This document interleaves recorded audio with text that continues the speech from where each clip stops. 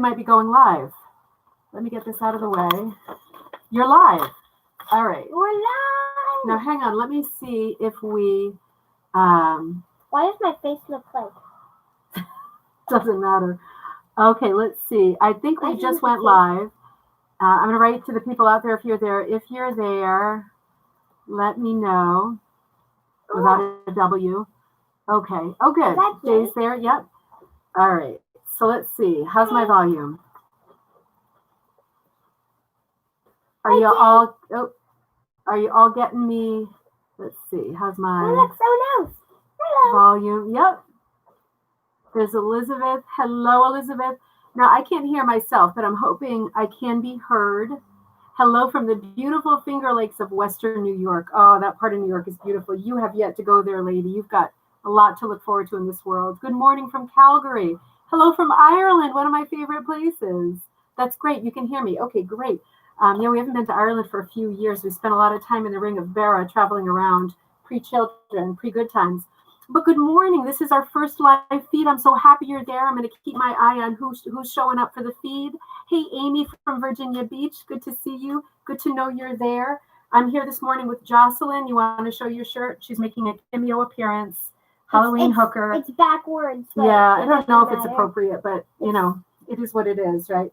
So good morning. This is our first live feed. Hey, Brenda, there you are. I can see that Teddy logged on because Bubble Fart is the kids' channel. So there's a whole bunch of people logging on. That's great. Hello from Georgia. Hello back. I'll keep my eye here. So this will be the first in a hopefully long series of weekly quiet times, of daily live sessions. Watch My Coffee. It is indeed coffee time here. It's the middle of the day here, and I hope that this is a good time. You can certainly give me feedback. Hey, Teddy. Elizabeth says, hey, Teddy. They met the other day, which was nice when we did a drop-off in a parking lot. But we'll be on daily, Monday to Friday. I think I'm supposed to be looking here. And with this sort of platform, doing this daily Monday through Friday thing, I'll be able to see you, talk to you, answer specific questions.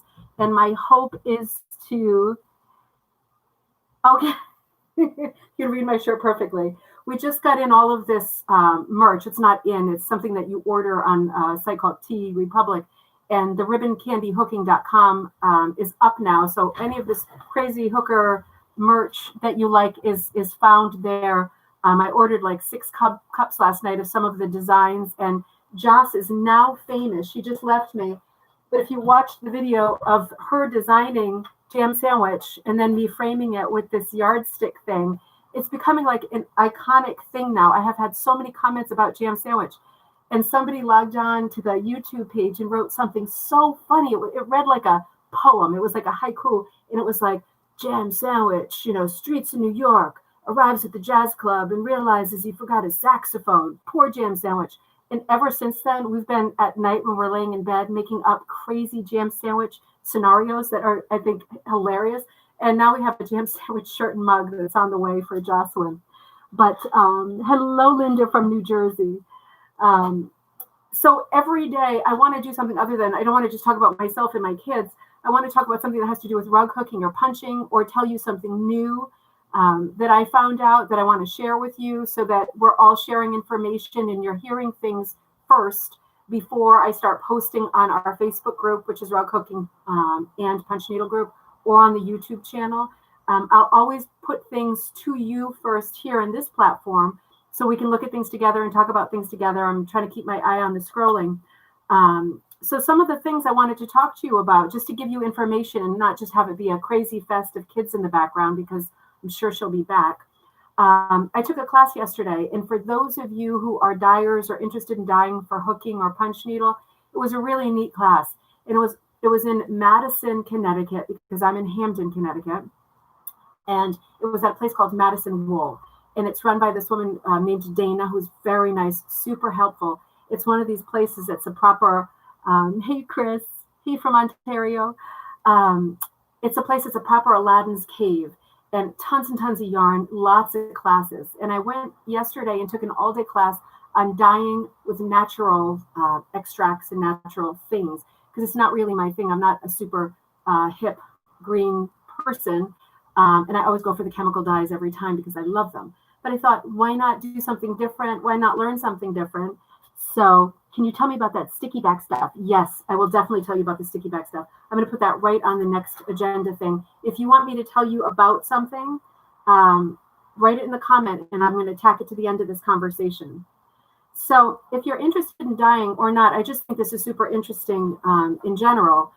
This dyeing class was all about dyeing with natural things rather than chemicals, which I know a lot of people are interested in because you don't want to kill your kitchen with dangerous stuff.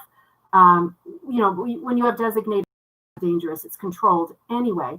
But it was interesting to learn a combo of like plants, chemistry, and fiber. So there's like lots of different things going on. And some of the things that I learned that you can dye with, and leave a comment if you know something else to add to this list, because this is not comprehensive.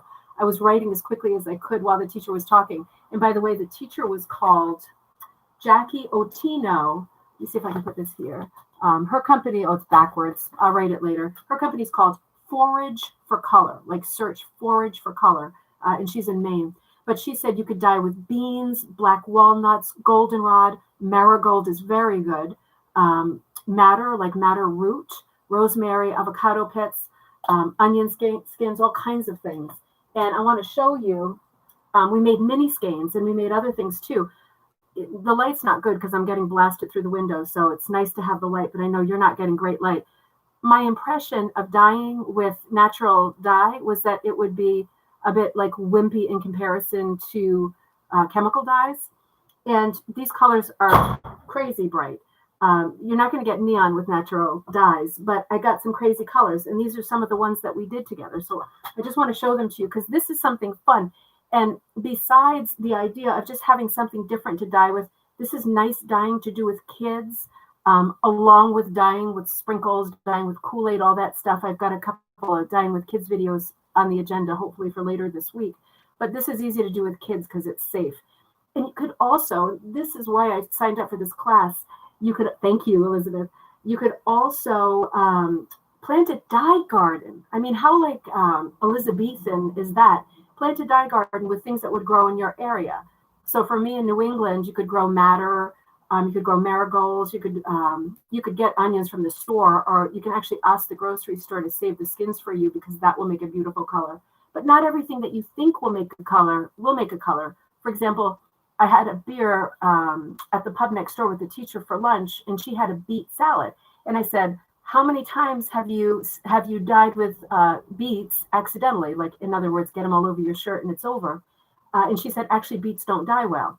So I've dyed my own clothing every time I eat beets. But it's funny what will dye and what won't dye. Anyway, we've got this first red here. It's called cochineal red, and this is from the beetle that apparently, I think she said it's like a tiny, weird, gross beetle that looks like a little pebble. It settles itself on like prickly pear cactuses out west. So this is an out west thing you can find. This one is a much richer orange. This is lac, L-A-C, and this is from the stick lac beetle, which is like a European bug. And lac is also where, I bet you're ahead of me with this, shellac and lacquer come from, all from the lac beetle. This third one is like proper Halloween orange. It's madder, M-A-D-D-E-R. So this is something that you use the roots to dye. These were all extracts that we dyed with. We weren't planting and stuff yesterday. We tried to dye with some of the flowers that were on the property at Madison Wool, and it didn't work great. But again, not everything dyes well. And this yellow one is, what was this one? Curcumin. I don't even know what that is. Send me a message right now if you know what that is. How about basil? I don't know because that grows easily on the windowsill. That's another thing, right, Elizabeth? Like the people who don't have a garden or are going to move or whatever, you don't want to plant a garden. Because, for example, with madder, she said it took 3 years for it to grow well enough to be able to use the root. Turmeric, Chris, good one. Another turmeric. Great minds think alike, right? I'm going to have to check into those because I am getting interested in the idea of dyeing with natural fibers as a sideline, just for fun, because it brings you full circle, doesn't it? It's like, when you can control more of the process, for example, getting sheep and making your own yarn or wool, you just feel cooler, neater, more complete, right? It's just, yeah, the older I get, the more I want to control more of everything in life, which is impossible. And this one is mulberry. So this green one that you would think would be like purple is green, and there's no purple about it at all. This dark, dark blue one, I bet you know what one this is indigo. Yeah, Brenda, avocado pits dye a lovely pink. So who would think that an avocado pit would dye a pink? It's crazy. This last one I did is called Saxon blue, which is a variety of indigo blue. And I want to comment on the avocado again by saying that is the other thing about natural dyeing. Unlike dyeing with chemicals, you really don't know what color you're going to get. And we dyed with yarn here because, I do a lot of yarn hooking and punch needle, but I love hooking with yarn. So these colors were surprisingly bright for me. And I was really happy that I did the class because when you do classes, you also get stacks of papers with more information. But I thought these came out really great. This is just on plain wool, undyed wool that you can get online. But yeah, the avocado pits made me think, it's like you just don't know what you're getting. And once you get it, you have to make a swatch or record it. But yeah, it's a new world of fun that like unlocked itself. And before I forget, I just want to point this out to you. If you've watched my dyeing videos, Jackie dyes with these rings. These are rings from lobster traps. And I haven't Googled them yet. But if you Google like lobster trap ring, you're probably going to see these. Maybe it's the regular internet. When she's dyeing yarn, she puts it in the thing and she's like this. How many pips do you need? That's a good question. It goes by weight. So I can maybe answer that later Olivia, if I can't immediately find the answer. She said everything goes by weight, and it's very scientific if you want to make the same color twice. If you don't, it doesn't matter at all. Usually 5% of the extract or the color source, 5% to the weight of the fiber. So that's just a benchmark, but that's what she said. Is there a book she can recommend? Yes. She recommended the best book by Jenny Dean, Dean. It's called Wild Color. And Jenny Dean has a few books, but this Wild Color book looked amazing. I already ordered it this morning off Amazon because she shows you swatches. Because for some colors like black walnut, you might get dark, dark gray, or you might get brown, or you might get 10 different shades of yellow. So having this swatch thing is great. And the thing about the natural dyeing that's different than dyeing with chemicals, because I love dyeing with chemicals and I will never stop. But dyeing, this is a new language, right? This is like you need the Rosetta Stone in the middle to get you from the plants and the chemistry to the wool, to the color of the wool. So the thing is, when you're dyeing things with your whether you get the powdered extract, which is sold by Forage Color, and I'm going to start looking for it too. I might start blending some and making some of my own colors. But if you're using extract and not, for example, a huge bucket, because you would need a huge amount of red onion peels to get your color from onion peels because they weigh like air. If you're using the extract, you're a bit, it's a bit easier going, but I do have to say that the prices of the extracts were a bit shocking on some of them. Like, my little dyeing things, when you see me dyeing the video, some of them are quite small. They're like about $3. $5 is like, I have to think about that one. These were like the same size. Some of them were 20 and some of them were more because they're rare, right? They're rare. They're from other parts of the world. They're hard to get. They're hard to find. And right now there's a major sourcing problem with people like Jackie getting them to sell because they're not coming from India. A lot of these colors come from India. But anyway, the thing about this that makes it really different for me than the dyeing with chemicals is, yeah, you've got your extract or your whatever material you're using, a bunch of marigolds in a pot. But then you have the choice. Do you want it the color that it will be, or do you want to dull it down, or do you want to spark it up? Because you have two choices after you start dyeing. Do you want it more somber? And if you do, you're going to need an acid. And if you want it to pop brighter, you're going to need an alkaline. And there are a lot of things that fit. Thanks, Olivia. There are a lot of things that fit that category. So, for example, to make something more somber looking and darker, you need your acid. And a lot of those are metals. So you could use iron or copper. And one of the best ways to get iron is to just take all your rusty junk from the backyard, tools, rusty nails, get a tetanus shot, put them in a bucket, leave them in there with water, and it will make rust. And then you can use that material instead of buying it to make things more acid, which will make these colors the same color, but much darker. It's cool, right? I'm going to show you an example of that in a second. Alternately, if you want them to be brighter, you need an alkaline. And washing soda, what's called washing soda, sometimes called soda ash, you would buy that, makes it much brighter. So, for example, one more thing on this lobster ring. It's just awesome to see somebody using this and dunking like this in the pan. Of course, you got to watch your temperature and your steam, because if you're like me and it's always steaming too hot and you're going like this, you're going to burn your knuckles into like, little nubs.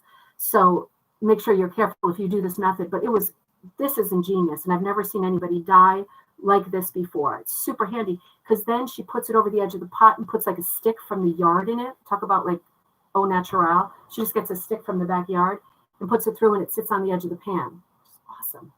So I want to show you, I made this one with the alkaline, really bright colors.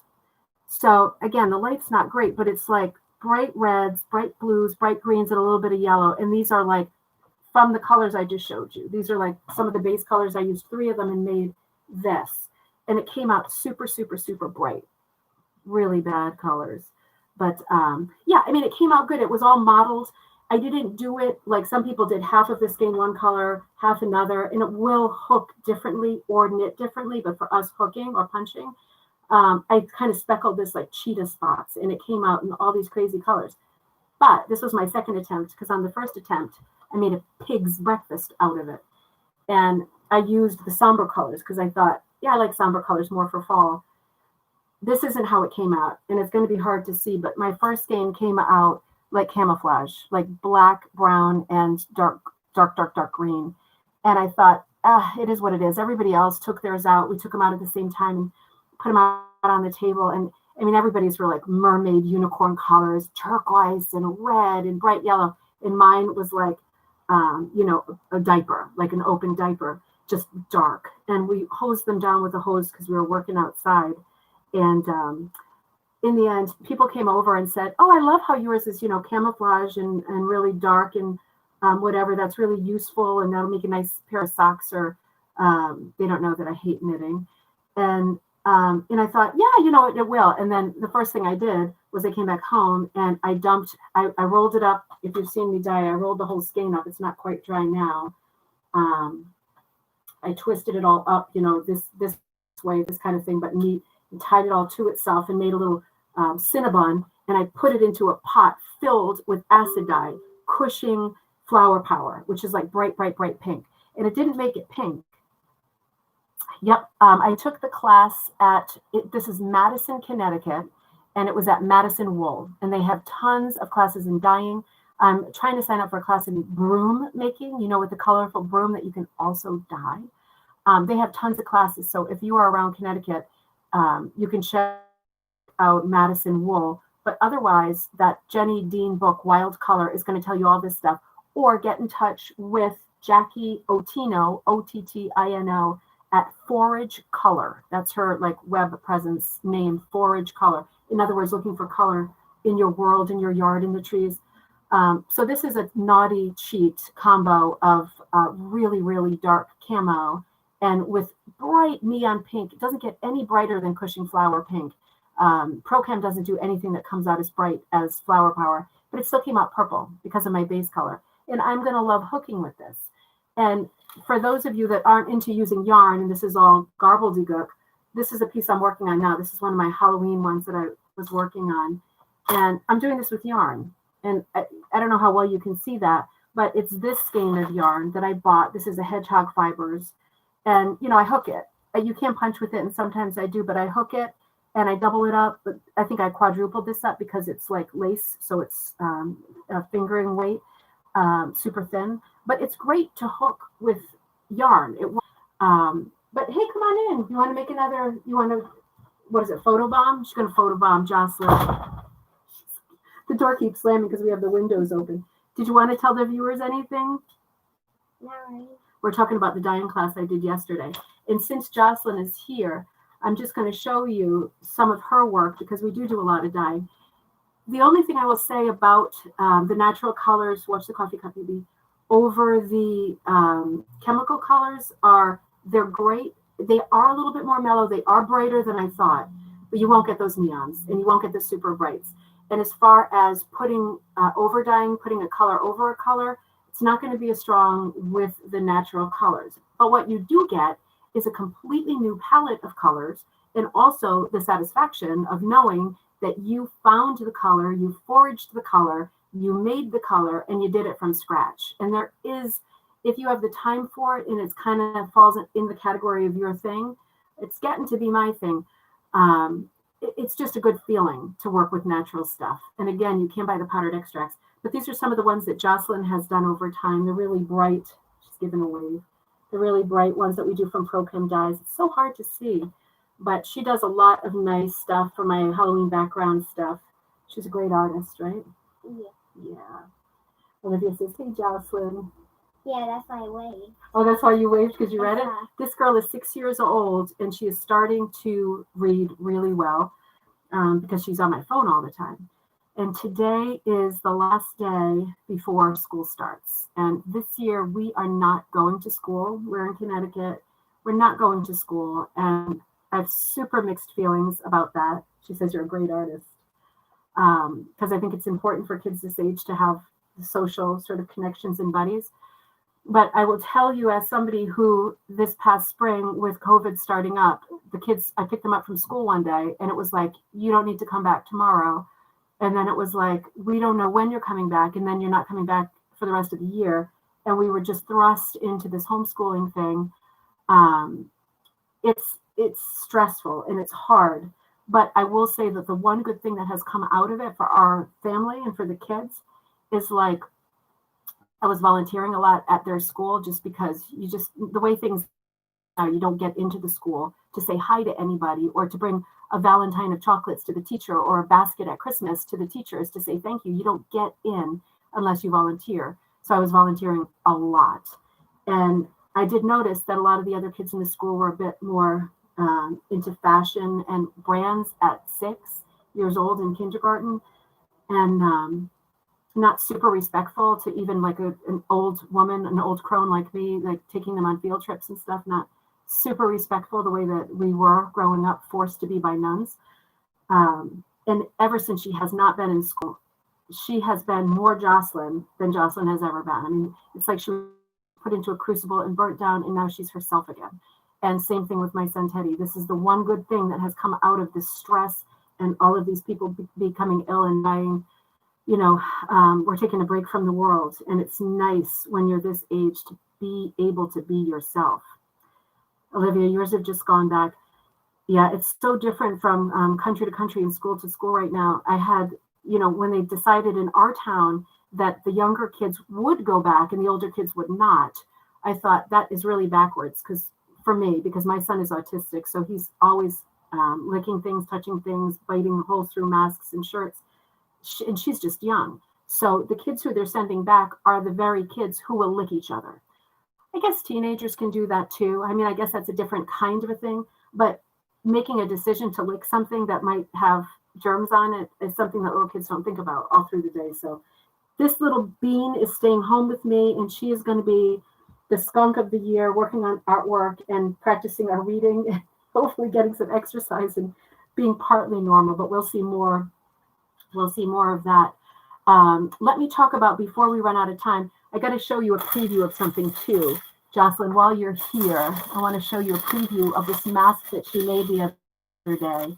Everything inspires me that the kids do, because they're just so crazy. Both of these kids are so crazy. Hold up your little mask. She made this cardboard mask. I don't know if you can see it. It's got cheeks, and it's a bit sinister, but she made this the other day, and had it with her all day. And it was like, it was a day that you woke up, you made it, you had it. We went to the dentist. It was also a day you had my scarf on all day long, like the scarf I knitted you. And it was like 99 degrees, and she's got this giant wool scarf on with this mask. And it reminded me of, I know you know the artist Norman Rockwell, but his painting that he did two, A Day in the Life of a Boy and A Day in the Life of a Girl. And it was like a bunch of short paintings that went together into one composition, showing like a little boy waking up in bed, and then all the mischief he gets up to during the day, teasing girls, going to school, falling asleep at school, coming home. And he did one for a girl too. So I'm working on a composition for when I have time. It won't be soon. day in the life of a girl with Jocelyn and this mess and all the crazy stuff she gets up to. So before we run out of time, oh, Amy, you're a homeschool mama too. Oh, thank you so much. I might want to chat. I don't feel great about this, but the one thing about homeschooling that I'm happier about now was that when it was thrust on us, can you get me that roll, baby? When it was thrust on us, I wasn't prepared for it and everything was closed. And you couldn't even go to the playground because you weren't supposed to. And I understood why, but it was hard with kids. So it's basically the house or the backyard. And you couldn't go anywhere. I mean, you couldn't go to the store. You couldn't go to a museum. But now, at least now that things are partly open and I'm homeschooling, we could go to like the Florence Griswold Museum. They do like an outdoor thing every week and they do animal stuff outside on the lawn. We could go to different groups where they offer stuff outside or controlled inside with our masks on. Things are open again. So we could have a normal homeschool life. We don't just have to be Stephen King people, like, flowers in the attic style, just penned up inside the house with nothing to do and nothing to show. We could actually be normal people, right? So we have 4 minutes left. I want to answer the question that came at the beginning about the sticky stuff that I use. The sticky stuff is super important. So I'm going to back it up a little bit. You're going to help me demonstrate?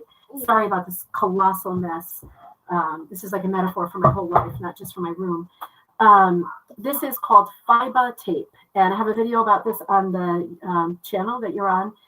It's sticky on one side. It's tacky sticky. It's not crazy sticky like duct. It's not like you glue your fingertips together when you take the cap off the super glue. It's not sticky like that. It's tacky. And it's called fiber tape, FIBA, and it's also sometimes called crack stop. If you're in a different place, different country, Canada, Europe, it's called something else. So it unravels. It's giant. This whole roll, which I think was 36 feet, was like $25. Which is a good price. You might not need quite that much of it. And I always sell it like something like $3 a yard or something, because you might not want a giant roll of it, but it works great. I use it all the time. And I have found with my, with using it multiple times for that pattern Try to Remember that I just did, I sold more than 20 of them immediately because we're doing the class with it. Trying to find a piece of it on the ground. Of course I can't. See if you can find a piece of this for me, baby. It's all over the place. Well, here's one right here.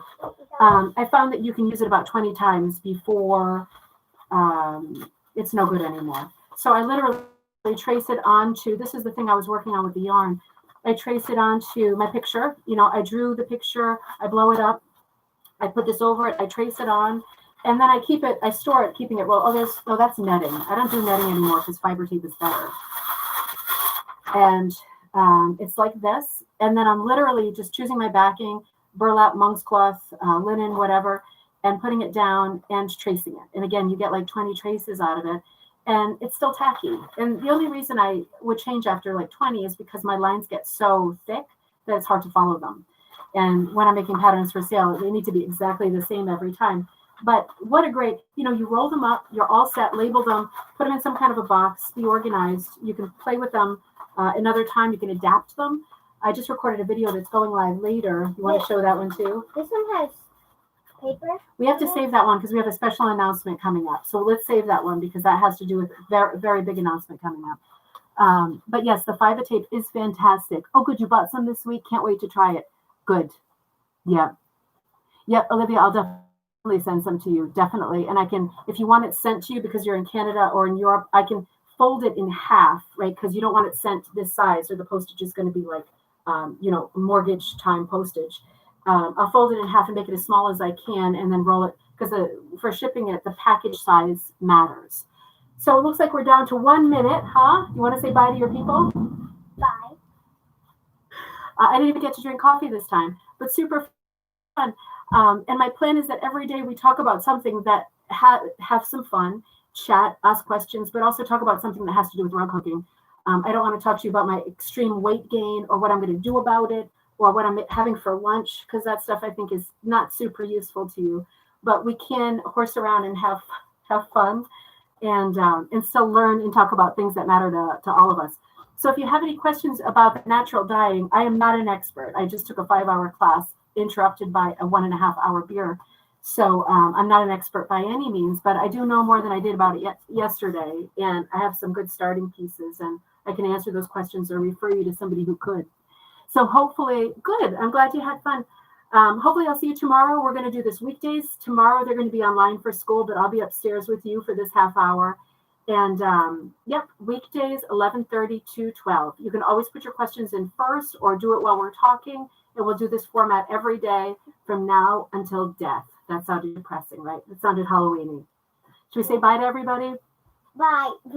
Remember the weird thing you found on your phone?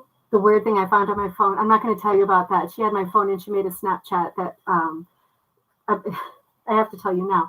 It was one of these Snapchat frames that she found that said Diana was made for the night. Of course, this is Jocelyn.